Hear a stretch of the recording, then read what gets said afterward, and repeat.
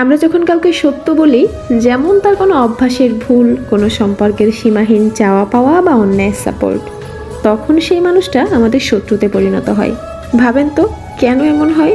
কারণ সত্য কষ্ট দেয়, সত্য আমাদের অহংকার ভাঙে, আমাদের ভুলের আয়না দেখায়। যেমন আপনি যদি বলেন তোমার ব্যবহারটা অন্যায়, তোমার আচরণে অন্যের কষ্ট হচ্ছে, তাহলে বেশিরভাগ মানুষ কৃতজ্ঞতার বদলে রাগ দেখাবে।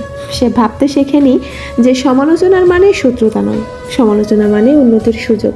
তাই সত্য কথা বললেই সম্পর্ক নষ্ট হয়ে যায়, আপনজনের চোখে আপনি খারাপ হয়ে যাবেন। একটা সময় ছিল যখন মুরব্বীরা আমাদের শিখিয়েছিলেন সত্যের পক্ষে দাঁড়াতে হবে, কোনো ভয় না রেখে, কোনো চাপের কাছে মাথা নত না করে। কিন্তু আজ আমরা নিজেরাই আমাদের সন্তানকে শেখাই, থেমে যাও, সত্য বললে সমস্যা হবে, চুপ থেকে মেনে নাও। এভাবে প্রজন্মের পর প্রজন্ম সত্যর থেকে দূরে চলে যাচ্ছে। আচ্ছা, সত্যকে এড়িয়ে গেলে কি সম্পর্কগুলো টিকে থাকে? হয়তোবা বাইরে থেকে টিকে যায়, কিন্তু ভেতরে ঠিকই পচে যায়। ভিতরে জমে থাকে ভুল বোঝাবুঝি, অভিমান, নির্বাক কষ্ট।